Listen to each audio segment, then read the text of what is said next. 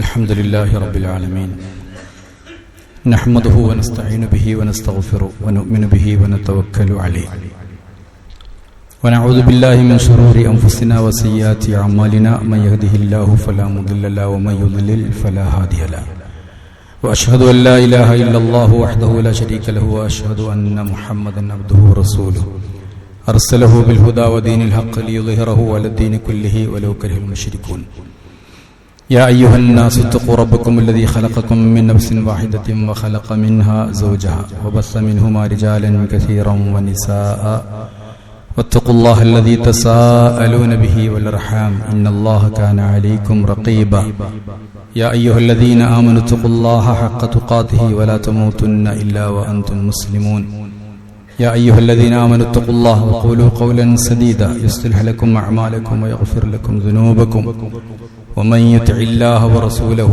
فقد فاز فوزا عظيما ثم ما بعد فإن خير الحديث كتاب الله وخير الهدي هدي محمد صلى الله عليه وسلم وشر الأمور محدثاتها وكل محدثة بدعة وكل بدعة ضلالة أيها الإخوة المؤمنون أوصيكم بتقوى الله أعوذ بالله من الشيطان الرجيم ولقد نصركم الله ببدر وأنتم أذلة واتقوا الله لعلكم تشكرون ബഹുമാനമുള്ള മുഅ്മിനീങ്ങളെ മുഅ്മിനാത്തുകളെ തഖ്വ ഉള്ളവരായി ജീവിക്കണം എന്ന് വസിയ്യത്ത് ചെയ്യുകയാണ്.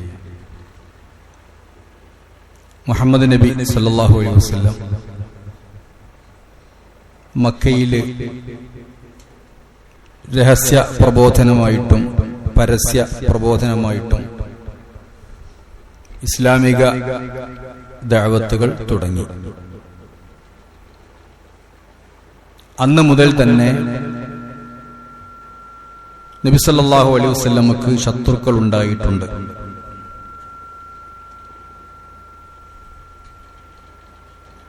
മനുഷ്യർ കൃത്യമായ ആദർശം എന്ന് പറയുന്നുവോ അന്ന് മുതൽക്ക് തന്നെ അവന് ശത്രുക്കൾ ഉണ്ടാകും എന്നത് ഉറപ്പാണ്. കാര്യം തുറന്നു പറയുമ്പോൾ ഉള്ളതുപോലെ പറയുമ്പോൾ അത് പരമ്പരാഗതമായ വിശ്വാസങ്ങളെയും താൻ അനുഷ്ഠിച്ചുകൊണ്ടിരിക്കുന്ന ആചരിച്ചുകൊണ്ടിരിക്കുന്ന മിഥ്യാധാരണകളെയും ഒക്കെ മുറിപ്പെടുത്തുമ്പോൾ സ്വാഭാവികമായും ശത്രുക്കൾ ഉണ്ടാകും. അങ്ങനെ നബിക്ക് ശത്രുക്കളുണ്ടായി. നബിതങ്ങൾ പല സമയങ്ങളിലും പല നിലക്കും ചെറിയ ഹിജറകളൊക്കെ നടത്തി, ഹിജറ പോയി. അങ്ങനെ ഒരു രക്ഷയും ഇല്ലാതെ വന്നപ്പോ ശത്രുക്കളുടെ ശല്യം കാരണം നബി സല്ലല്ലാഹു അലൈഹി വസല്ലമ മദീനയിലേക്ക് ഹിജറ പോവുകയാണ്. മദീനയിൽ നമുക്കറിയുന്നത് പോലെ അൻസാരികൾ നബിയെ സഹായിച്ചു, സ്വീകരിച്ചു, എല്ലാവിധ സൗകര്യങ്ങളൊക്കെ നൽകുകയാണ്. പക്ഷേ അപ്പോഴും മക്കക്കാര് ഒരു സ്വൈരം കൊടുക്കാതിരിക്കുകയാണ്. ഹിജ്റ പോയപ്പോ പല ആളുകളും തങ്ങളുടെ വിലപ്പെട്ട സ്വത്തുകൾ പോലും ഉപേക്ഷിച്ചിട്ടാണ് പോയത്. എന്നാലും മുഹമ്മദിനെയും കൂട്ടരെയും പരാജയപ്പെടുത്താൻ വേണ്ടി അവരുപേക്ഷിച്ചു പോയ അവരുടെ സ്വത്തുക്കൾ ഉൾപ്പെടെയുള്ള സമ്പത്തുകൾ സ്വരൂപിച്ച് അത് മുസ്ലിങ്ങൾക്കെതിരെ എങ്ങനെ പ്രയോഗിക്കും എന്ന് ചിന്തിക്കുകയായിരുന്നു മക്കക്കാരായ ആളുകൾ. അങ്ങനെ എല്ലാ പൈസയും സ്വരുക്കൂട്ടി, അതിന് മുസ്ലിങ്ങളുടെ പൈസയും ഉണ്ട്. അതിന്റെ പുറമെ ഒരു പുണ്യം എന്ന നിലക്ക് ഭാരിച്ച സംഖ്യ എല്ലാവരും എടുത്ത് അവര് സാധാരണ കച്ചവടത്തിന് അങ്ങോട്ടും ഇങ്ങോട്ടും പോകാറുണ്ടായിരുന്നു. ഷാമിലേക്ക്, രഹലത്ത ശിതാഇ വസ്സൈഫ്, ഷാമിലേക്ക് പോകും. അങ്ങനെ ഷാമിലേക്ക് അബൂ സുഫിയാന്റെ നേതൃത്വത്തില് ഒരു കച്ചവട സംഘം പുറപ്പെടുകയാണ്. എന്തിനു വേണ്ടി? പണം സമ്പാദിക്കാൻ. ആ കച്ചവടത്തിലുണ്ടാകുന്ന ലാഭം കൊണ്ട് അത് മുഹമ്മദിനും അനുയായികൾക്കും എതിരെ പ്രയോഗിക്കാം എന്നൊരു നിയ്യത്തോടു കൂടെയാണ് അവരതിന് പോയത്. നമുക്കറിയാം, മക്ക ജീവിതത്തിൽ തന്നെ ഈ ശത്രുക്കളുടെ ശല്യം വളരെയധികം നബി സല്ലല്ലാഹു അലൈഹി വസല്ലമക്ക് ഉണ്ടായിട്ടുണ്ട്. പലപ്പോഴും നബിയോട് ചോദിക്കും, നിങ്ങളിത് കാണുന്നില്ലേ, ഞങ്ങൾ ഇങ്ങനെ പ്രയാസപ്പെടുന്നത് നിങ്ങൾ കാണുന്നില്ലേ എന്നൊക്കെ ചോദിക്കും. അപ്പോഴൊക്കെ നബി തങ്ങൾ ക്ഷമിക്കാൻ പറയുന്നുണ്ട്. മക്ക ജീവിത കാലഘട്ടത്തിൽ ക്ഷമയായിരുന്നു നബി സല്ലല്ലാഹു അലൈഹി വസല്ലമ കൈക്കൊണ്ടിരുന്നത്. പക്ഷെ മദീനയില് അവിടെ പിന്നെ നബി സല്ലല്ലാഹു അലൈഹി വസല്ലമ കാണിച്ചത് അഫ്വാൻ, വിട്ടുവീഴ്ചയാണ്, മാപ്പാണ്. എന്നാലും ഒരു പ്രതിരോധം എന്ന നിലക്ക് പ്രവാചകൻ ആഗ്രഹിച്ചിരുന്നു. ഇത്രയധികം പ്രയാസപ്പെടുത്തുമ്പോ വീട്ടിൽ നിന്നൊക്കെ ആട്ടി പുറത്താക്കി, ഒരു കാരണവുമില്ല, ഇല്ലാ യഖൂലു റബ്ബുനല്ലാഹ്, ആരെങ്കിലും ദ്രോഹിച്ചിട്ടാണോ, ഏതെങ്കിലും നിലക്കുള്ള അക്രമങ്ങൾ ചെയ്തിട്ടാണോ? ഒന്നുമല്ല. താൻ ഇഷ്ടപ്പെട്ട തന്റേതായ ഒരാദർശം സ്വീകരിക്കുകയും ആ ആദർശം പ്രബോധനം ചെയ്യുകയും ആ ആദർശത്തിന്റെ മേന്മ കൊണ്ട് ആളുകൾ ആ ആദർശത്തിലേക്ക് ആകൃഷ്ടരാകുകയും ചെയ്തപ്പോഴാണ് ഇവർ ആക്രമിക്കാൻ തുടങ്ങിയത്. അങ്ങനെ അല്ലാഹു തആല നബി സല്ലല്ലാഹു അലൈഹി വസല്ലമക്ക് ഒരനുമതി കൊടുക്കുകയാണ്, പ്രതിരോധിക്കാനുള്ള അനുമതി നൽകുകയാണ്.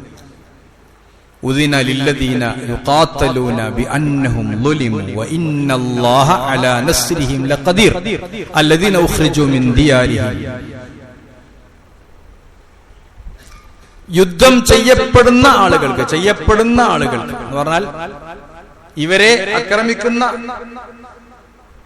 ആളുകളോട്, ആക്രമിക്കപ്പെട്ടവർക്ക് അനുവദിക്കപ്പെട്ടിരിക്കുന്നു, അനുവദിക്കപ്പെട്ടിരിക്കുന്നു ലില്ലദീന യുഖാത്തലൂന, യുദ്ധം ചെയ്യപ്പെടുന്നവർക്ക്, യുദ്ധം ചെയ്യുന്നവർക്കല്ല, ചെയ്യപ്പെടുന്നവരാരാ? മുഅ്മിനീങ്ങളാണ്. ബിഅന്നഹും ളുലിമു, അവർ ആക്രമിക്കപ്പെട്ടു എന്നതുകൊണ്ട് വഇന്നല്ലാഹ അലാ നസ്രിഹിം ലഖദീർ, അവരെ സഹായിക്കാൻ അല്ലാഹുക്ക് കഴിവുണ്ട്. ഇനി ശത്രുപക്ഷം ഇങ്ങനെ വന്നാൽ വെറുതെ വിടാൻ പാടില്ല, അവരെ പ്രതിരോധിക്കണം എന്നൊക്കെ പറഞ്ഞുകൊണ്ട് ആയത്തിറക്കുകയാണ്. കാരണം അവർ വീട്ടിൽ നിന്ന് അകാരണമായി പുറത്താക്കപ്പെട്ടവരാണ്. അപ്പോൾ നബി സല്ലല്ലാഹു അലൈഹി വസല്ലം ആലോചിച്ചു. അപ്പോഴും ഒരു യുദ്ധമൊന്നും നബി സല്ലല്ലാഹു അലൈഹി വസല്ലം ആലോചിച്ചിട്ടില്ല. നബിന്റെ മനസ്സാണ്. നബി തങ്ങൾ അപ്പൊ ആലോചിച്ചത്, ആ സമയത്ത് കച്ചവട സംഘം പോയിട്ടുണ്ട് അബൂ സുഫിയാന്റെ നേതൃത്വത്തിൽ. അവര് ഭാരിച്ച സംഖ്യ കൊണ്ടുവന്നാൽ അത് ഇസ്ലാമിനെതിരെ പ്രയോഗിക്കുമെന്ന് മനസ്സിലാക്കിയിട്ട് അവരെ ഒന്ന് തടയണം എന്നാണ് അവർ ഉദ്ദേശിച്ചത്. കാരണം ഷാമിൽ നിന്ന്, ഷാം പറഞ്ഞാൽ ഇന്നത്തെ നമ്മുടെ ബൈത്തുൽ മുഖദ്ദസ്, സിറിയ ഒക്കെ നിൽക്കുന്ന സ്ഥലത്തിനാണ് ഷാം എന്ന് പറയുന്നത്. അവിടുന്ന് മടങ്ങി വരുന്നത് അന്നത്തെ ഒട്ടകത്തിന്റെ റൂട്ട് ആ വഴിക്കാണ്, മദീന വഴിയാണ്. അപ്പൊ മദീന വഴി അവര് വരുമ്പോ അവരെ തടയണം എന്ന് തീരുമാനിച്ചു. വഹയിലൂടെ നബി സല്ലല്ലാഹു അലൈഹി വസല്ലം അറിയിച്ചിട്ടുണ്ട്, വൈദി യഇദുകുമുല്ലാഹു ഇഹ്ദ ത്വായിഫതൈനി അന്നഹ ലക്കും വതവദ്ദൂന അന്ന ഗൈറ ദാത്തി ശൗകതി തകൂനു ലക്കും. രണ്ട് കാര്യങ്ങൾ അറിയിച്ചിട്ടുണ്ട്. ഒന്നുകിൽ ഒരു ശക്തമായ യുദ്ധത്തെ നേരിടേണ്ടി വരും, അല്ലെങ്കിൽ വലിയ പ്രയാസമൊന്നുമില്ലാത്ത ഒരു കച്ചവട സംഘത്തെ തടുക്കേണ്ടി വരും. അധിക ആളുകളും വിചാരിച്ചത് ഒരു ചെറിയ പ്രതിരോധം മാത്രമാണ്. ഒരു സന്നാഹവും അവരുടെ കയ്യിലില്ല അറബികളുടെ അടുത്ത്. നബി തങ്ങൾ പറഞ്ഞു, നമുക്ക് ആ കച്ചവടക്കാരെ തടയാം. അതിനായി അവരുടെ അടുത്തുണ്ടായിരുന്നത് സാധാരണ അവരുപയോഗിക്കുന്ന അവരുടെ ആയുധങ്ങൾ മാത്രമാണ്. വാള്, അതൊക്കെ അറബികളുടെ ഒരു സ്റ്റൈലാണ്.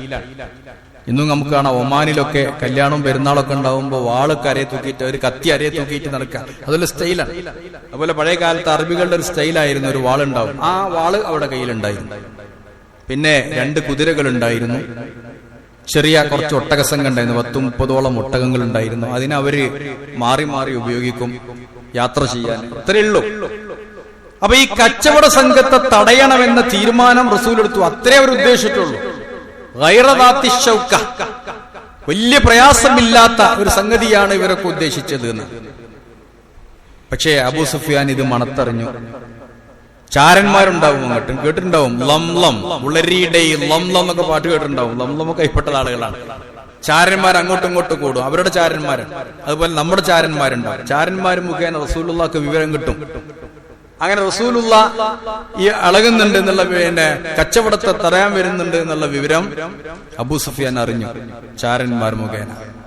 അബൂ സുഫിയാൻ മക്കയിലേക്ക് ഒരു വിവരം അറിയിച്ചു, ഞങ്ങളോട് മുഹമ്മദും പാർട്ടിയും യുദ്ധം ചെയ്യാൻ വരുന്നുണ്ട്. അവരത് വിചാരിച്ചിട്ടില്ല മുഹമ്മദിന്.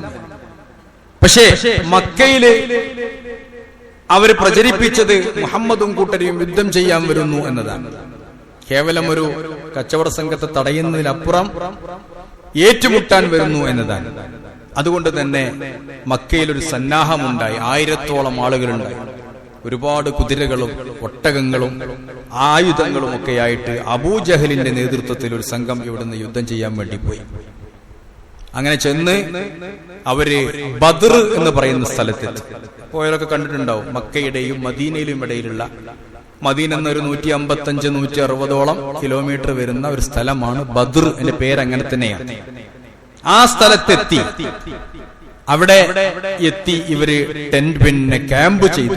ശത്രുക്കൾ ക്യാമ്പ് ചെയ്തു. ഒരു ഭാഗത്ത് ഇവർ, ഇത് അൻതും ബിൽ ഉദ്വതി ദുനിയ വഹും ബിൽ ഉദ്വതിൽ ഖുസ്വ വറക്ബു അസ്ഫല മിൻകും. വിശുദ്ധ ഖുർആനിനെ പരിചയപ്പെടുത്തുന്നുണ്ട്. നിങ്ങള് മദീനന്റെ ഒരറ്റത്ത്, ഉദ്വതു ദുനിയ മദീനയിലേക്ക് അടുത്ത ഒരറ്റത്ത്, മറ്റുള്ളവർ ശത്രുക്കൾ വന്നത് മക്കയോടടുത്ത ഒരു ഉദ്വത്ത് ഒരു അറ്റം. ഇതിന്റെ ഒരു ഉദ്വത്ത് എന്ന് പറഞ്ഞാൽ ഈ ടേബിളിന്റെ ഉദ്വത്ത് പറഞ്ഞാൽ ഇതിന്റെ ഈ ഭാഗം, ഈ അറ്റം താൻ നിൽക്കുന്നൊരറ്റം, ഇത് പുറത്താണ് ഈ അറ്റം. അങ്ങനെ ഇവര് മക്കയുടെ ഒരു ഭാഗത്തും ഒരു ക്യാമ്പ് അടിച്ചു. ഇതിലിടക്ക് അബൂ സുഫിയാൻ രക്ഷപ്പെട്ടു. അബൂ സുഫിയാനും കച്ചവട സംഘങ്ങളൊക്കെ മറ്റൊരു വഴിക്ക് മക്കയിലേക്ക് പോവുകയും ചെയ്തു. എന്തായിരുന്നാലും അവിടെ ഒരു ഏറ്റുമുട്ടലുണ്ടായി. ഇവര് സാധാരണക്കാരാണ്, ആയുധങ്ങളൊന്നുമില്ല. മറ്റവര് സർവായുധ വിഭൂഷണരാണ്. ആ ഏറ്റുമുട്ടൽ നടന്നു. ആ ഏറ്റുമുട്ടലിൽ വളരെ 313 ചില്ലറ ആളുകളെ ഉണ്ടായിട്ടുള്ളൂ. 313-ലധികം, നമ്മൾ പറയാം 313 ഉറപ്പൊന്നുമില്ല. 313 എന്നുള്ളതിന് വലിയ പോരിശൊന്നുമില്ല, നമ്മൾ മനസ്സിലാക്കേണ്ട ഒരു കാര്യമാണ്. അപ്പൊ 313 ആളുകൾ, മറ്റൊരു 1000-ഓളം വരുന്ന ആളുകൾ ഏറ്റുമുട്ടി. വിജയം ഈ 313-ഓളം വരുന്ന 300-ലധികം വരുന്ന ആളുകൾക്ക് വിജയമുണ്ടായി. ഇതിനെയാണ് യഥാർത്ഥത്തിൽ അൽ ബദർ അല്ലെങ്കിൽ ബദർ എന്ന് പറയുന്നത്. ബദറുൽ കുബ്ര, ഗസ്വത്തു ബദർ അൽ കുബ്ര എന്ന് പറയുന്നതിനെയാണ്. ബദർ യുദ്ധം എന്നൊക്കെ പറയുന്നത് ഈ സംഭവത്തെയാണ്. എന്ന് പറഞ്ഞാൽ കുറഞ്ഞ ആളുകൾ കൂടുതൽ ആളുകളായിട്ട് ഏറ്റുമുട്ടിയിട്ട് വിജയം കൈവരിച്ചു. ഇതിനെപ്പറ്റിയാ ഖുർആൻ പറഞ്ഞത്, വലഖദ് നസറക്കുമുല്ലാഹു ബിബദ്രിൻ വഅൻതും അദില്ല. വലഖദ് നസറക്കുമുല്ലാഹ്, അല്ലാഹു നിങ്ങളെ സഹായിച്ചിട്ടുണ്ട് ബി ബദ്രിൻ, ബദറിൽ. ബദർ എന്നുള്ള പേര് ഖുർആനിൽ വന്ന പേരാണ്. ആ സ്ഥലത്തിന്റെ പേര് ഖുർആനിൽ വന്നിട്ടുണ്ട്. വഅൻതും അദില്ല, നിങ്ങൾ വളരെ ന്യൂനപക്ഷമായിരിക്കെ, നിങ്ങൾ ന്യൂനപക്ഷമാണ്. അതുകൊണ്ട് വത്തഖുല്ലാഹ്, ഖുർആൻ ഓതുന്ന നമ്മോട് പറയാണ്, വത്തഖുല്ലാഹ്, നിങ്ങൾ അല്ലാഹുവിനെ സൂക്ഷിക്കണം, തഖ്വയുണ്ടാവണം. എല്ലാം തഖ്വയാണ്, റമദാൻ അടക്കം തഖ്വയാണ്. ലഅല്ലകും തഷ്കുറൂൻ, നിങ്ങൾ നന്ദി ചെയ്യണം, ഒരു നന്ദി കാണിക്കണം. റമദാൻ മാസം വരുമ്പോ, ഇത് നടന്നത് ഹിജറ 2 ഒരു റമദാൻ മാസത്തില് റമദാൻ 17 എന്ന് പറഞ്ഞാൽ ഇന്ന് 16 നാളെയാണ് ബദർ ദിനം.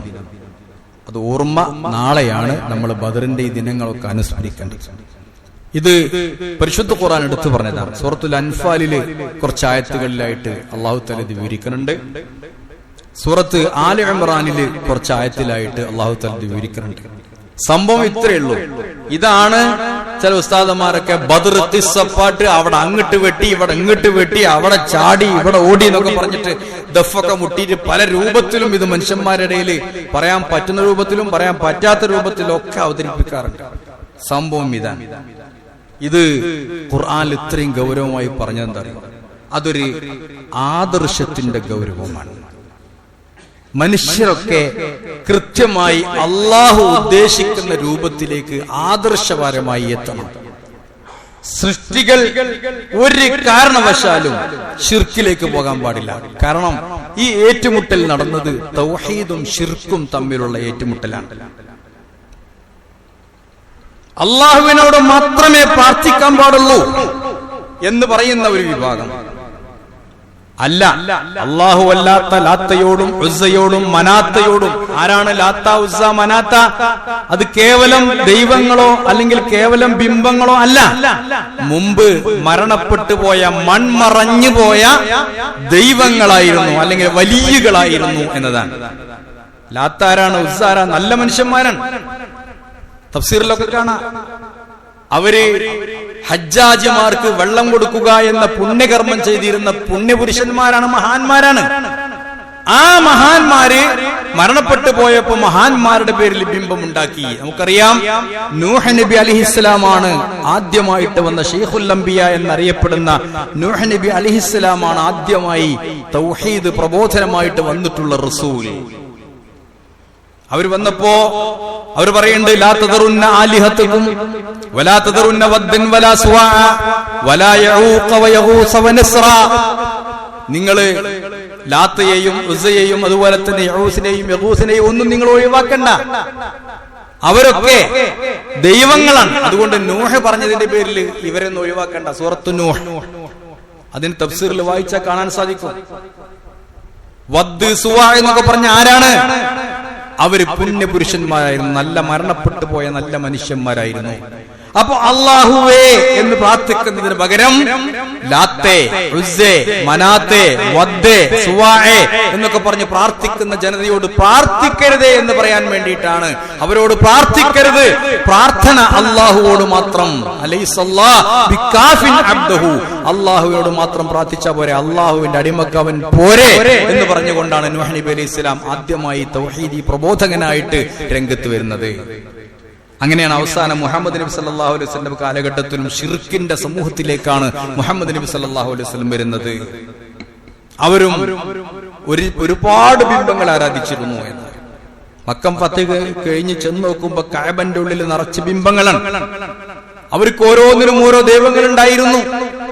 അതിനോടൊക്കെ എതിർത്ത് ലാ ഇലാഹ ഇല്ലല്ലാഹ്, അല്ലാഹനെ മാത്രം ആരാധിക്കണം എന്ന് പറഞ്ഞതിനാണ് ഇവിടെ ബദർ യുദ്ധം ഉണ്ടായത് എന്നതാണ്. അതുകൊണ്ട് ആ ഖുർആൻ അത്ര ഗൗരവമായിട്ട് എടുത്തു പറഞ്ഞു.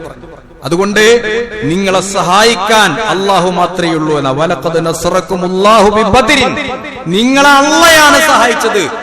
ഒരു വലിയനെ കൊണ്ടോ ഒരു പുണ്യപുരുഷനെ കൊണ്ടോ നിങ്ങളെ സഹായിക്കാൻ കഴിയില്ല. അന്തും അതില്ല, നിങ്ങൾ ന്യൂനപക്ഷമായിരുന്നു. അതുകൊണ്ട് കുറഞ്ഞ ആളുകൾ പോലും ഏറ്റുമുട്ടി വലിയ വിജയം വരിച്ചത് അല്ലാഹു തആല നിങ്ങൾക്ക് തന്ന സഹായമാണ്. സഹായം എപ്പോഴും ഉണ്ടാവുക അള്ളാന്റെ ഭാഗത്ത് നിന്നാണ്. നമ്മൾ മനസ്സിലാക്കേണ്ടത് തന്നെ.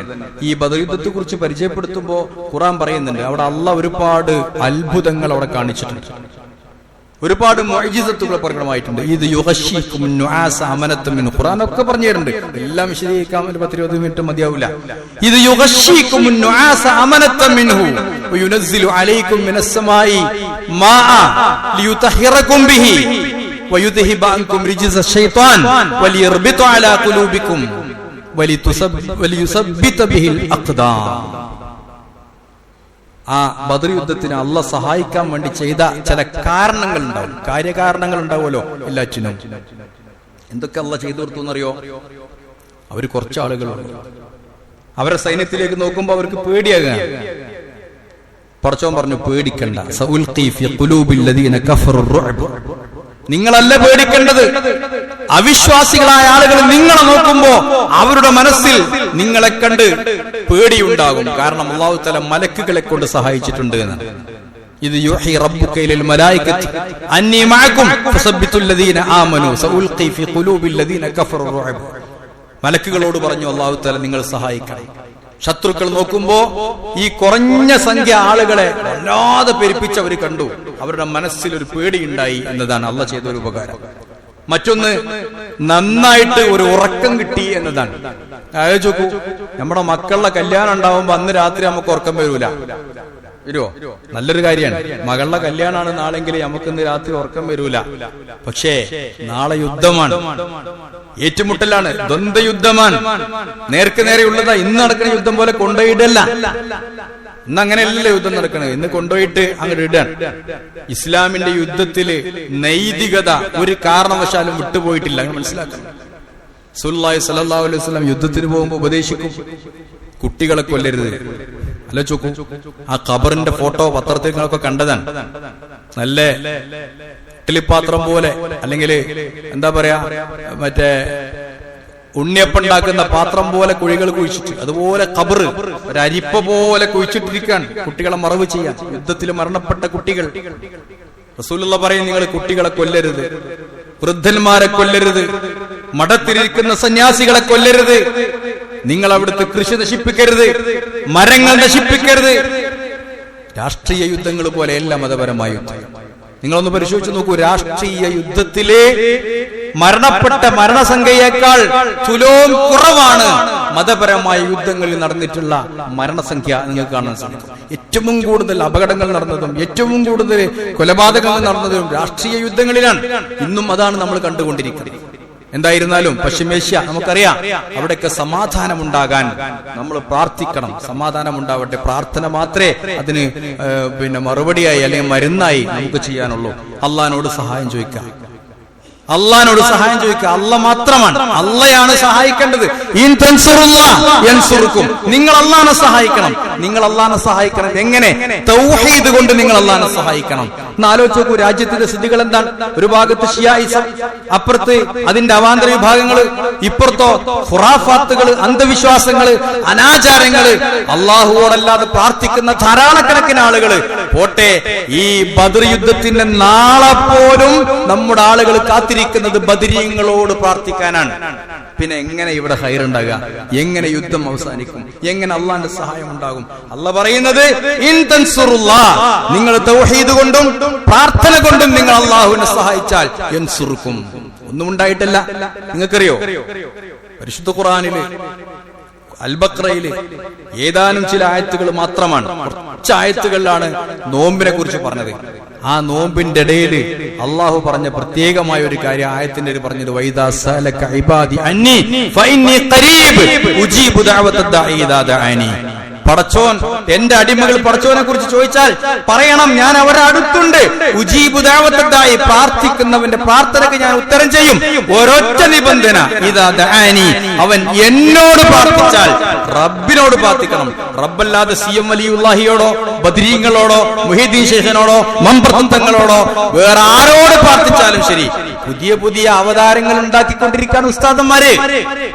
ആലോചിക്ക്, പുതിയ പുതിയ അവതാരങ്ങൾ. ഈ CM മടവൂരിനെ എനിക്കറിയാം, ചെറുപ്പത്തിൽ ഞാൻ അദ്ദേഹത്തിന്റെ അടുത്ത് പോയിട്ടുണ്ട്, എനിക്കാളെ ലൈവ് കണ്ടിട്ടുണ്ട്. അങ്ങനത്തെ മനുഷ്യനെ പറ്റി ഇന്ന് പറയുന്നു, ലോകം നിയന്ത്രിക്കുന്ന ഒരു വലിയാണ് അദ്ദേഹം. അതുകൊണ്ട് നിങ്ങൾക്ക് എന്താവശ്യമുണ്ടെങ്കിലും വിമാനങ്ങളെ പിടിച്ചു നിർത്താൻ കഴിവുണ്ട്, കപ്പലുകളെ നങ്കൂരമിടാൻ കഴിവുണ്ട്, നിങ്ങൾ അദ്ദേഹത്തോട് പ്രാർത്ഥിച്ചോളൂ എന്ന് ഈ ചോറ് തിന്നുന്ന ഒരു വിഭാഗം പറയുമ്പോ ലോകത്ത് നടക്കുന്ന പ്രശ്നങ്ങൾക്ക് എങ്ങനെയാണ് അള്ളാഹ് സഹായം തരിക? അതുകൊണ്ട് അള്ളാഹുവിന്റെ സഹായം കിട്ടണമെങ്കിൽ അത് ഗൾഫ് രാജ്യങ്ങളിൽ എന്നല്ല, നമ്മുടെ സ്വന്തം വീട്ടിലാണെങ്കിൽ പോലും റബ്ബിന്റെ സഹായം കിട്ടണമെങ്കിൽ റബ്ബിനോട് നമ്മൾ തേടണം. അതുകൊണ്ട് അള്ളാഹു തആല ഒരു നല്ലൊരു ഉറക്കം കൊടുത്തു എന്നാണ് പറയുന്നത്. ബദർ അവർക്കൊക്കെ സ്വസ്ഥത കൊടുത്തു, സമാധാനം കൊടുത്തു, നന്നായിട്ടൊന്ന് ഉറങ്ങി. മാത്രല്ല, നല്ലൊരു മഴ പെയ്തു. ഒരേ മഴ രണ്ട് രൂപത്തിൽ ഭവിച്ചു എന്ന ഖുർആൻ പറയുന്നത്. ഒന്ന് ലിയുസബ്ബിത ബിഹിൽ അഖ്ദാം, നിങ്ങളുടെ കാലുകൾ ഉറച്ചു നിന്നു. കാരണം ഇവർക്ക് മഴ പെയ്തപ്പോ ഇവർ നിന്നിരുന്ന സ്ഥലം കുറച്ച് മോശമായ സ്ഥലമായിരുന്നു. അവിടെ മഴ പെയ്തപ്പോ ഒരു ഉറപ്പ് കിട്ടി, അവിടെ ചവിട്ട് കിട്ടുന്ന മണ്ണായിട്ട് മാറി. അപ്പുറത്ത് കുറച്ച് പൊതലുള്ള സ്ഥലമായിരുന്നു, നമ്മൾ പറയേ കുറച്ച് നനവുള്ള സ്ഥലം. അവിടെ മഴ ചെയ്തപ്പോ അവിടെ ആകെ ചേറും തുറുവായിട്ട് അവർക്ക് ചവിട്ട് കിട്ടാതെ വന്നു. അങ്ങനെ മുഅ്മിനീങ്ങൾക്ക് ഖൈറുണ്ടായി എന്ന് അവരുടെ ഭാഗം. ഒരേ മഴ രണ്ടു കൂട്ടർക്കും രണ്ട് രൂപത്തിൽ ബാധിച്ചു എന്നതാണ്. അതുപോലെ തന്നെ ചില ആളുകൾക്ക് ജനാബത്തുണ്ടായപ്പോ അന്ന് തയമ്മുമിന്റെ നിയമം ഇറങ്ങിയിട്ടില്ല. അവർക്ക് വലിയ പ്രയാസം, മാനസികമായ പ്രയാസം. അത് വലിയ പ്രയാസം നമ്മളെ സംബന്ധിച്ചിടത്തോളം. എല്ലാം നല്ല നിരക്ക് നടക്കുകയാണ്. ഒന്നും മുറിഞ്ഞു, ഒന്നുണ്ടാക്കാൻ സൗകര്യം ഇല്ലെങ്കിൽ നമുക്ക് ബേജാറാണ്. മുമ്പിനെ സംബന്ധിച്ചിടത്തോളം കുളി നിർബന്ധമായി, കുളിക്കാൻ വെള്ളം കിട്ടില്ലെങ്കിൽ നമ്മളെ സംബന്ധിച്ചിടത്തോളം ബേജാറാണ്. അപ്പൊ മഴ പെയ്തപ്പോ അവർക്ക് കുളിക്കാൻ പറ്റി, വൃത്തിയാകാൻ പറ്റി. അതുപോലെ തന്നെ യുതഹിറക്കും, അവരെ ശുദ്ധിയാക്കാൻ വേണ്ടി ആ മഴയെ കർപ്പിച്ചു എന്ന് അല്ലാഹു തആല പറയുന്നു. അതുകൊണ്ട് പടച്ചതമ്പുരാന്റെ മുഅ്ജിസത്തുകൾ നേർക്കുനേരെ അവരെ കാട്ടിക്കൊടുത്തൊരു യുദ്ധമായിരുന്നു ബദർ യുദ്ധം എന്നാണ്. നമുക്കെന്താണ് ഗുണപാഠം? നമുക്കുള്ള ഗുണപാഠം ഒന്നാമതായി സഹായം അള്ളാഹുവിന്റെ ഭാഗത്തു നിന്ന് കിട്ടുള്ളൂ എന്നതാണ്. രണ്ടാമത്തത്, പ്രതിസന്ധി ഘട്ടത്തിൽ നമ്മൾ പ്രാർത്ഥിക്കേണ്ടത് അള്ളാഹുവിനോട് മാത്രമാണ്. ഏതൊരു പ്രതിസന്ധി ഘട്ടം വന്നാലും പടച്ചോനെ എന്ന് പറഞ്ഞ് നമ്മൾ പ്രാർത്ഥിക്കണം. ഇന്ന് അവിടെ നിന്നൊക്കെ മാറി.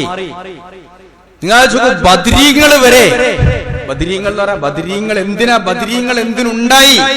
അതുപോലും നമ്മുടെ ആളുകൾക്ക് അറിയില്ല. ബദരീങ്ങൾ ഉണ്ടായത് തൗഹീദിന് വേണ്ടിയാണ്. തൗഹീദിന് വേണ്ടി തൗഹീദ് വിളിക്കണം. ബദറിന്റെ തലേനാൾ എല്ലാരും ഉറങ്ങി. ഞാൻ പറഞ്ഞില്ലേ, ഉറക്കം കൊടുത്തു, എല്ലാരും ഉറങ്ങി. സഹാബികൾ പറയാ, നബി ഉറങ്ങണില്ല, നബി ഉറങ്ങണില്ല. ഒരു നേതാവിന് ഉറക്കം വരുന്നില്ല. നബി തങ്ങൾ പ്രാർത്ഥിച്ചു കൊണ്ടേയിരിക്കുകയാണ്. എന്താ നബി തങ്ങൾ പ്രാർത്ഥിക്കുന്നത്? അല്ലാഹുമ്മ ഇൻ തുഹ്ലിക് ഹാദിഹിൽ ഉസാബ ഫലൻ തുഅബദ ഫിൽ അർളി അബദ. അല്ലാഹുവേ, ഈ ഒരു കൊച്ചു സംഘത്തെ നീ നശിപ്പിച്ചു പോയാൽ ഇനി നിന്നെ ആരാധിക്കാൻ ഭൂലോകത്ത് ആരും ഉണ്ടാവുകയില്ല. അതുകൊണ്ട് അല്ലാഹുമ്മ അൻജിസ്നി മാ വഅദ്തനി, നീ എന്നോട് പറഞ്ഞിട്ടുണ്ട്, വൈദ് യഅദുകുമുല്ലാഹു ഇഹദ ത്വൈഫതൈനി അന്നഹാ ലക്കും, നിങ്ങൾക്ക് വിജയമുണ്ടാകുമെന്ന് അല്ലാഹു തആല പറഞ്ഞിട്ടുണ്ട്. എങ്കിൽ അൻജിസ്ലി മാ വഅദ്തനി, ആ കരാർ എനിക്ക് പൂർത്തീകരിച്ച് തരണേ എന്ന് പറഞ്ഞുകൊണ്ട് നബി സല്ലല്ലാഹു അലൈഹി വസല്ലം പ്രാർത്ഥിച്ചുകൊണ്ടിരിക്കുകയാണ്. കണ്ണീരണിഞ്ഞു, തന്റെ തട്ടം നിലത്ത് വീണു. അബൂബക്കർ റളിയല്ലാഹുവിനെ പോലെയുള്ള സഹാബികൾ പോയിട്ട് നബി സല്ലല്ലാഹു അലൈഹി വസല്ലം ആശ്വസിപ്പിക്കാൻ, നബിയേ മതി, ലഖദ് അൽഹഹത റബ്ബക, നീ നിങ്ങളുടെ റബ്ബിനെ പ്രാർത്ഥിച്ച് അലട്ടിയിരിക്കുന്നു, അത്ര മതി, എന്തായാലും റബ്ബ് സ്വീകരിക്കുമെന്ന് പറഞ്ഞുകൊണ്ട് മുഹമ്മദ് നബിയെ സമാധാനിപ്പിക്കുന്ന സഹാബികൾ. എന്തിനു വേണ്ടി? ഈ തൗഹീദ് നിലനിൽക്കാൻ വേണ്ടിയിട്ട്. ഇതൊക്കെ അറിയോ നമ്മുടെ നാട്ടുകാർക്ക്? നമ്മുടെ നാട്ടുകാർ ഇപ്പൊ പോത്തിനെ കൊടുന്ന് ഓരോ ഇലക്ട്രിക് പോസ്റ്റും കെട്ടിക്കാൻ, നാളെ അറക്കാൻ വേണ്ടിയിട്ട്, ബദരീങ്ങളിലെ ആണ്ട് കഴിക്കാൻ. എന്താ ബദരീങ്ങൾക്ക് വല്ല കന്നുച്ചോട? ആരാണ് ബദരീങ്ങൾ? ബദരീങ്ങൾ എന്ന് പറഞ്ഞാൽ ബദറിൽ പങ്കെടുത്തവരാണ്, ശുഹദാക്കളാണ്. എന്തൊക്കെയാണ് നടക്കുന്നത്? അപ്പൊ അതുകൊണ്ട് പ്രാർത്ഥന അള്ളാഹുവോട് മാത്രമല്ല, അബൂജഹല് വരെ പ്രാർത്ഥിച്ചിട്ടുണ്ട്. അബൂജഹലാണ് ഒരു ടീമിന്റെ നേതാവ്. അബൂജഹൽ എന്താ പ്രാർത്ഥിച്ചത്? അബൂജഹൽ പ്രാർത്ഥിച്ചത് മോയിൻകുട്ടി മൊയ്തീർ പറഞ്ഞിട്ടുണ്ട്. ഈ റയോനെ അല്ലെ, പുറപ്പെട്ട അബൂജാഹിലുടൻ കിബ്ർ പൊങ്കി എളിന്ത് ലിബാസ് ചമയന്ത് എന്നൊക്കെ പറഞ്ഞ് മുപ്പര് പാടിയിട്ടുണ്ട്. എന്താ പ്രാർത്ഥിച്ചത്? കഅബത്തിന്റെ കില്ല പിടിച്ച് ബദറിലേക്ക് പുറപ്പെടുമ്പോ അബൂജഹൽ പ്രാർത്ഥിച്ചിട്ടുണ്ട്, അല്ലാഹുമ്മ അൻസുർ അഹ്ദൽ ഫിഅതൈൻ, അല്ലാഹുമ്മ അൻസുർ അഹ്ദൽ ഫിഅതൈൻ, അല്ലാഹുമ്മ അൻസുർ ഖൈറൽ ഫിഅതൈൻ. അബൂജഹലിന്റെ പ്രാർത്ഥന ചരിത്രത്തിൽ രേഖപ്പെടുത്തിയിട്ടുണ്ട്. അതൊക്കെ ഉസ്താദുമാരൊക്കെ ഒന്ന് വായിക്കണം. അബൂജഹൽ പ്രാർത്ഥിക്കണം, അല്ലാഹുമ്മ അൻസുർ, അല്ലാഹുവേ, ലാത്തയല്ല, ഉസ്സയല്ല, മനാത്തയല്ല, അവരൊക്കെ പ്രതിസന്ധി ഘട്ടം വരുമ്പോ അല്ലാഹുവിനോട് പ്രാർത്ഥിക്കുമെന്ന് പരിശുദ്ധ ഖുർആന്റെ തെളിവാണ്. വൈദാ റകിബു ഫിൽ ഫുൽകി ദഅഉല്ലാഹ മുഖ്ലിസീന ലഹുദ്ദീൻ.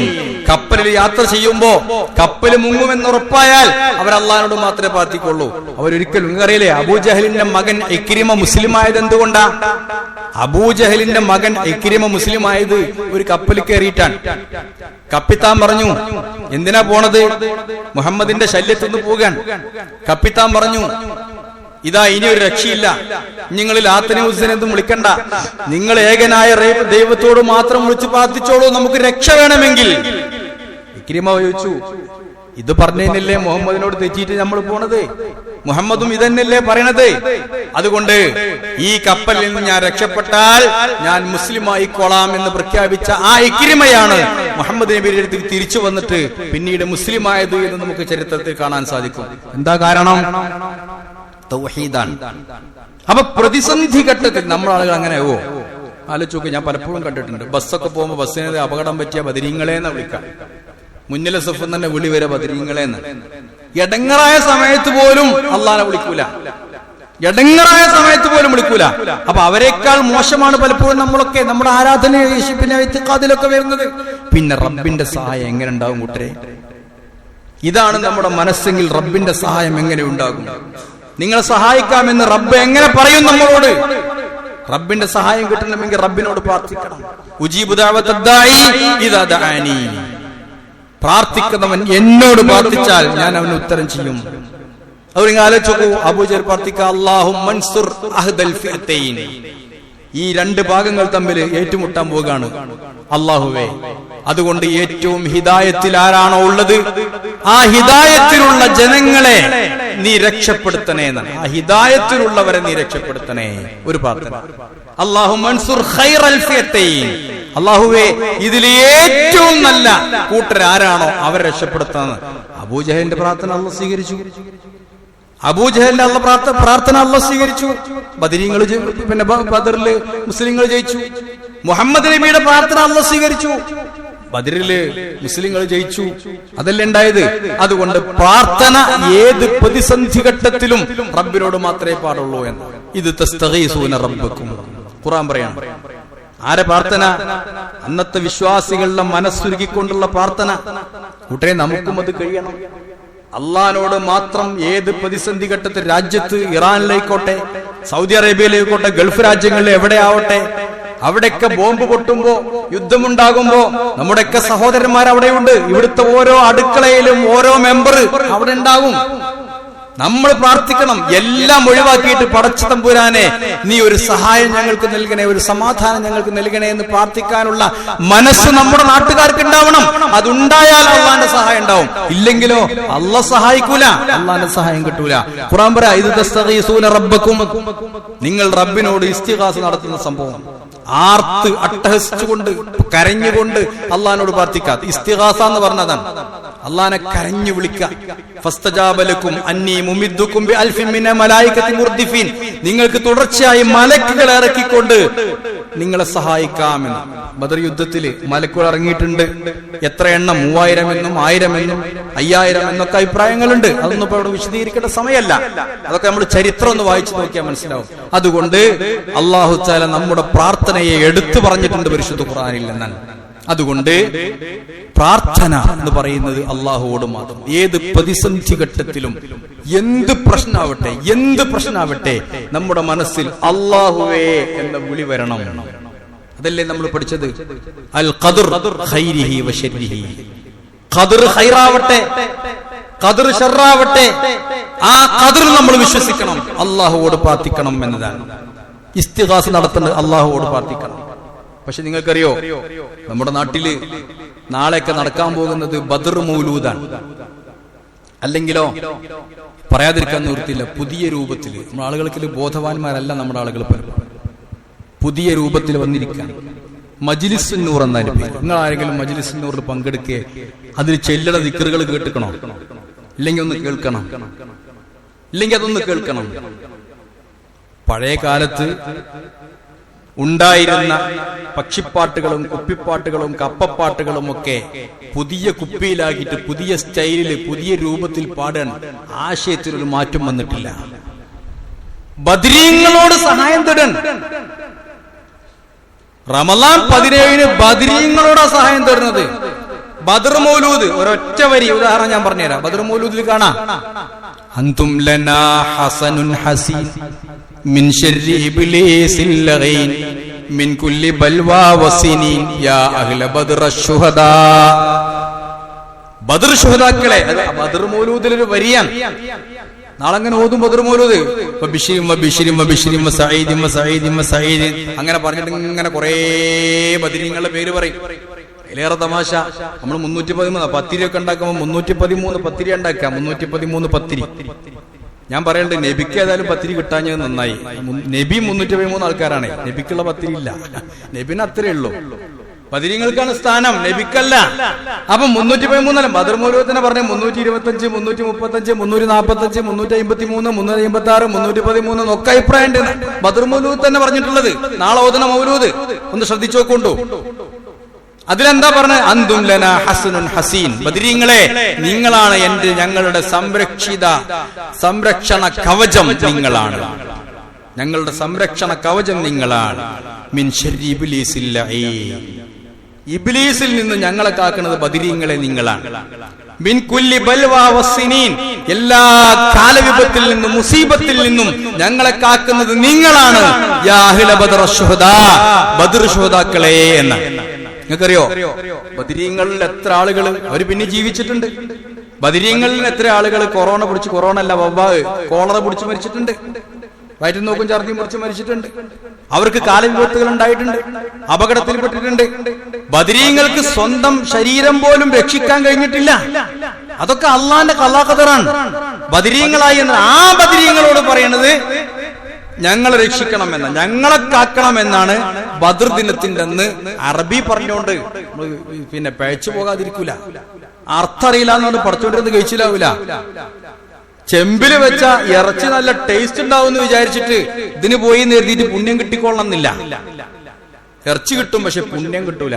ശ്രദ്ധിക്കണം, ഇതൊക്കെ ഒന്ന് പഠിക്കണം നമ്മള്. ഗൗരവമാണ് വിഷയം. എങ്ങനെ പിന്നെ ബർക്കത്ത് ഉണ്ടാകുക? നമ്മുടെ നാട്ടിൽ എങ്ങനെ ബർക്കത്ത് ഉണ്ടാവും? ലോകത്ത് എങ്ങനെ ബർക്കത്ത് ഉണ്ടാവും? നമ്മുടെ ഗൾഫിലെ ആളുകൾക്ക് എങ്ങനെ ബർക്കത്ത് ഉണ്ടാവും? നമ്മളൊക്കെ അധികവും പണം ചെലവാക്കുന്നത് പലരും അതിനു വേണ്ടിയാണ്. ദാഹം മൗത്തത് കൂട്ടിയിടും. ഇതൊക്കെ മജ്ലിസിനൂർ പോയ മലയാളത്തിൽ കേൾക്കാം. ദാഹം മൗത്തത് കൂട്ടിയിടും, ഇബ്ലീസ് കൂസിനെ കാട്ടിടും, നേരം ലഈനവനാട്ടുവാൻ ബദരീങ്ങളാൽ തുണ റബ്ബന. എന്താ പറഞ്ഞത്? ദാഹം മൗത്തത് കൂട്ടിയിടും, മരിക്കാൻ നേരത്തെ ഇബ്ലീസ് കൂസിനെ കാട്ടിടും, നേരം ലഈൻ ആ ഇബ്ലീസിനെ ആട്ടുവാൻ ബദരീങ്ങളാൽ തുണ റബ്ബന. ബദരീങ്ങളുടെ തുണ തരണേ റബ്ബേന്ന്. അപ്പൊ പടച്ചോനോട് നിസ്സാരക്കാരൻ. ബദരീങ്ങളുടെ തുണയാണ് വേണ്ടത്, പടച്ചോന്റെ തുണയല്ല. പടച്ചോനെ നിന്റെ തുണ തരണേന്ന് പറയുന്നതിന് പകരം ബദരീങ്ങളാൽ തുണ റബ്ബന. ദണ്ണം വബാ വസൂരിയും മറ്റുള്ള ദീനമടങ്കലും ബദരീങ്ങളെ ബർക്കത്തിനാൽ ശിഫയാക്കണം യാ റബ്ബന. ദണ്ഡം ബദരീങ്ങൾക്ക് ദണ്ഡം മുറിച്ചിട്ടില്ലേ? ബദരീങ്ങൾക്ക് ദണ്ഡം മുറിച്ചിട്ടുണ്ട്. ബദരീങ്ങൾ ആരും അല്ല. ബദരീങ്ങൾ ഉണ്ടായത് തന്നെ ഈ ജാതി പ്രാർത്ഥന കൊണ്ടാണ്. മുശ്രിക്കുകളുടെ ഈ ജാതി പ്രാർത്ഥന കൊണ്ട് അത് ഇല്ലാതാക്കാൻ വേണ്ടിയാ ബദരീങ്ങൾ ഉണ്ടായത്. ബദരീങ്ങൾക്ക് ദണ്ഡം പിടിച്ചിട്ടുണ്ട്. വബാ കോളറ, ബദരീങ്ങൾക്ക് കോളറ പിടിച്ചിട്ടുണ്ട്. വസൂരി, ബദരീങ്ങൾക്ക് വസൂരി പിടിച്ചു മരിച്ച ബദരീങ്ങൾ ഉണ്ടായിട്ടുണ്ട്. മറ്റുള്ള ദീനം വേറെ എന്തൊക്കെ ദണ്ഡങ്ങളുണ്ടോ അതൊക്കെ അടങ്കലും ബദരീങ്ങളെ ബർക്കത്തിനാൽ ശിഫയാക്കണം യാ റബ്ബന. ബദരീങ്ങളുടെ ബർക്കത്ത് കൊണ്ട് ശിഫയാക്കണേ എന്നാണ്. അല്ലാഹു ശിഫയാക്കണേ എന്നല്ല, ബദരീങ്ങളെ ബർക്കത്ത് കൊണ്ട് ശിഫയാക്കണേ. മാത്രല്ല കുറി പിന്നെ ഏറെ മികന്തുള്ള പേറ്റു വരുത്തത്തിൽ എന്റെ സഹാബികൾ പേരിനെ ചൊല്ലുകിൽ ഊറി മുറിയും മുനംവള്ള തന്നിന്ന് കുട്ടി പിറക്കലില്ല ശക്ക എന്നോവർന്ന പതിർമാല. ഇത് ചെറിയ ഡോസാട്ടോ, ചെറിയ ഓരോ ഡോസുകൾ. ഇത് പറയാതിരിക്കാൻ നിവൃത്തിയില്ല, അതുകൊണ്ട് പറയാം. ആലോചിച്ചു എങ്ങനെ ഏറെ മികന്തുള്ള പേറ്റുവരുത്തത്തിൽ പ്രസവ വേദനക്ക്. ഇതൊക്കെയാണ് ബദരീങ്ങളുടെ ആണ്ടിനെന്ന് ചെല്ലുന്നത്. പ്രസവ വേദനക്ക് എന്റെ സഹാബിന്റെ പേരുകൾ പ്രസവ വേദന വരുന്ന സ്ത്രീന്റെ അടുത്തിരുന്ന് ചെല്ലിയാൽ കൂറി മുറിയും മുനമ്പള്ള തന്നിന്ന് കുട്ടി പിറക്കലില്ല ശക്കെന്നോന്ന. അല്ല, ഈസി ആയിട്ട് പ്രസവിക്കുന്ന. നിങ്ങൾ കണ്ടിട്ടോ ഏതെങ്കിലും മൂല്യന്മാരിന്നിട്ട് ബദർമാല ചെല്ലണത്? ഒക്കെ ഉണ്ടാവും, ലേബർ ഹാളിന്റെ മുമ്പിൽ ഉണ്ടാവും ആശുപത്രി പോയാൽ. ഇതൊക്കെ സാധാരണക്കാരെ പറഞ്ഞു പറ്റിച്ച്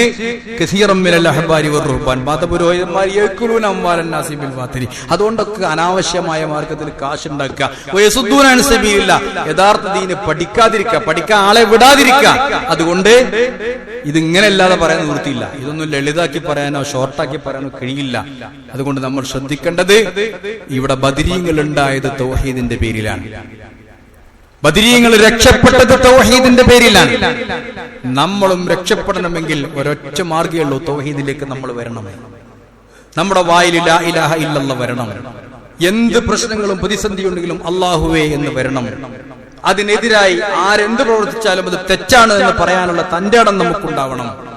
അതുകൊണ്ട് ബദരീങ്ങൾ നമുക്ക് നൽകുന്ന സന്ദേശം അത് തൗഹീദിന്റെ സന്ദേശമാണ്. റമളാൻ മാസം നമുക്ക് നൽകുന്ന സന്ദേശം അത് തൗഹീദിന്റെ സന്ദേശമാണ്. അതുകൊണ്ടാണല്ലോ ഈ നോമ്പ് പറഞ്ഞപ്പോൾ നിങ്ങൾ തൗഹീദ് കൈവിടരുത്.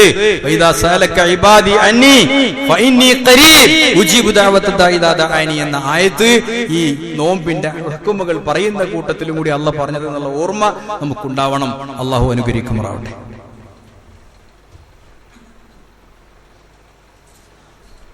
അൽഹംദുലില്ലാഹി റബ്ബിൽ ആലമീൻ വലാഖിബത്തു ലിൽ മുത്തഖീൻ വലാ ഉദ്വാന ഇല്ലാ അലൽ ളാലിമീൻ വസല്ലി വസല്ലിം അലാ ഖാതിമിൽ അംബിയാഇ വൽ മുർസലീൻ നബിയിന മുഹമ്മദിൻ വ ആലിഹി വസഹബി അജ്മഈൻ അമ്മാ ബഅദു ഇത്തഖുല്ലാഹ ഇബാദല്ലാഹ്. ബഹുമാനരെ, 2-3 ദിവസം കൂടി കഴിഞ്ഞാൽ അവസാനത്തെ 10 വരെയാണ്.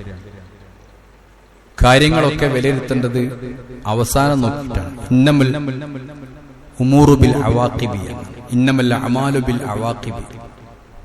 ആഖിബത്താണ് എപ്പോഴും നമ്മൾ നോക്കേണ്ടത്. പെട്ടെന്ന് 10-15 ദിവസം 16 ദിവസം നമ്മിലൂടെ കടന്നുപോയി, നമ്മൾ അറിഞ്ഞില്ല. ഇനിയുള്ളത് ഒന്നും കൂടി ശ്രദ്ധയോടുകൂടി ജീവിക്കേണ്ട കാലഘട്ടത്തിലേക്കാണ് നമ്മൾ പോകുന്നത്. അവസാനത്തെ 10 എന്ന് പറഞ്ഞാൽ അഫ്വാണ്. എല്ലാം കഴിഞ്ഞ് അല്ലാഹു തആല ഓരോ രാത്രിയും സ്വർഗത്തിൽ നരകത്തിൽ നിന്ന് രക്ഷപ്പെടുത്തുന്ന ഒരുപാട് ആളുകൾ ഉണ്ടാവുമെന്ന്. അവസാനത്തെ 10 നമുക്കൊക്കെ അല്ലാഹു തആല എല്ലാ നിലക്കും അഫ്വ് തരുന്ന ദിവസങ്ങളാണ്. ലൈലത്തുൽ ഖദ്ർ അവസാനത്തെ പത്തിലാണ്. അവസാനത്തെ പത്തിലെ ഒറ്റയായ രാവുകളിൽ അത് പ്രതീക്ഷിക്കാനാണ് നബി തങ്ങൾ പറഞ്ഞിട്ടുള്ളത്. അത് 21-ാം രാവോ 23-ാം രാവോ 5-ാം രാവോ 7-ാം രാവോ 9-ാം രാവോ ആയേക്കാം. അത് നമുക്ക് ലഭിക്കാതെ പോകരുത്. തീരാ നഷ്ടമാണ്. ഖുർആനിലെ ഒരു സൂറത്ത് തന്നെതാണ് ലൈലത്തുൽ ഖദ്ർ ഖൈറും മിൻ അൽഫി ഷഹർ. 1000 മാസത്തേക്കാൾ പുണ്യമാണ്. ഫമൻ ഹുരിമ ഖൈറുഹാ ഫഖദ് ഹുരിം. ഇതിന്റെ ഖൈർ ഒരാൾക്ക് നഷ്ടമായാൽ അത് വലിയ തീരാ നഷ്ടമാണ് എന്ന് ഹദീസിൽ കാണാൻ സാധിക്കും. അതുകൊണ്ട് ലൈലത്തുൽ ഖദ്ർ കണ്ടെത്തണം. ആയിഷ ബീവി ചോദിച്ചു, ഞാൻ എന്താണ് പ്രാർത്ഥിക്കേണ്ടത്? കൂടുതലൊന്നും പറഞ്ഞ് നബി പഠിപ്പിച്ചിട്ടില്ല, ആരെയും ബേജാറാക്കിയിട്ടില്ല. ഖൂലി പറയണം, അല്ലാഹുമ്മ ഇന്നക അഫുവുൻ തുഹിബ്ബുൽ അഫ്വ ഫഅഫു അന്നി. അല്ലാഹുമ്മ ഇന്നക അഫുവുൻ, അല്ലാഹുവേ നീ മാപ്പ് കൊടുക്കുന്നവനാണ്. തുഹിബ്ബുൽ അഫ്വ, മാപ്പ് ഇഷ്ടപ്പെടുന്നവനാണ്. ഫഅഫു അന്നി, എനിക്ക് മാപ്പ് തരണേ, എനിക്ക് മാപ്പ് തരണേ. റബ്ബിനോട് പറഞ്ഞുകൊണ്ടിരിക്കണം. എല്ലാവിധ അന്ധവിശ്വാസത്തിൽ നിന്നും അനാചാരത്തിൽ നിന്നും മാറിയിട്ട് സർവ്വവിധ അല്ലാഹു അല്ലാതെ ഒരാളോട് ഞാനൊന്നും ചോദിക്കൂല എന്ന് തീരുമാനിച്ചുകൊണ്ട് ആത്മാർത്ഥമായി അല്ലാഹുമ്മ ഇന്നക അഫുവുൻ തുഹിബ്ബുൽ അഫ്വ ഫഅഫു അന്നി എന്ന് പ്രാർത്ഥിച്ചാൽ നമ്മുടെ മനസ്സിലുള്ള എല്ലാ കാര്യങ്ങൾക്കും അല്ലാഹു തആല ഉത്തരം ചെയ്യും. നമ്മൾ വീണ്ടും വീണ്ടും തൗഹീദിലേക്ക് മടങ്ങണം. അതിനൊരു അവസരമാവട്ടെ നമ്മുടെ ഈ റമളാൻ. അങ്ങനെ തൗഹീദോടുകൂടി ലാ ഇലാഹ ഇല്ലല്ലാഹ് പറഞ്ഞ് മരിക്കുന്ന സത്യവിശ്വാസികൾ അല്ലാഹു നമ്മെ എല്ലാവരെയും ഉൾപ്പെടുത്തുമാറാവട്ടെ.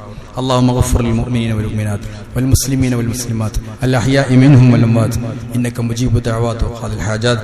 റബ്ബനാ ളലംനാ അൻഫുസനാ വഇൻ ലം തഗ്ഫിർ ലനാ വതർഹംനാ ലനകൂനന്ന മിനൽ ഖാസിരീൻ. അല്ലാഹുമ്മ റബ്ബനാ ആതിനാ ഫിദ് ദുനിയ ഹസന വഫിൽ ആഖിറതി ഹസനത വഖിനാ അദാബന്നാർ. അല്ലാഹുമ്മ അരിനൽ ഹഖ്ഖ ഹഖ്ഖൻ വർസുഖ്നാ ഇത്തിബാഅഹു വഅരിനൽ ബാതില ബാതിലൻ വർസുഖ്നാ ഇജ്തിനാബഹു വലാ തജ്അൽഹു മുൽതബിസൻ علينا فنضل وجعلنا للمتقين إماما. اللهم ربنا هب لنا من أزواجنا وذرياتنا قرة أعين وجعلنا للمتقين إماما. اللهم آت أنفسنا تقواها وزكها أنت خير من زكاها أنت وليها ومولاها يا رب العالمين. اللهم ربنا تقبل منا إنك أنت السميع العليم وتب علينا إنك أنت التواب الرحيم. ربنا اغفر لنا ولإخواننا الذين سبقونا بالإيمان ولا تجعل في قلوبنا غلا للذين آمنوا ربنا إنك رؤوف رحيم.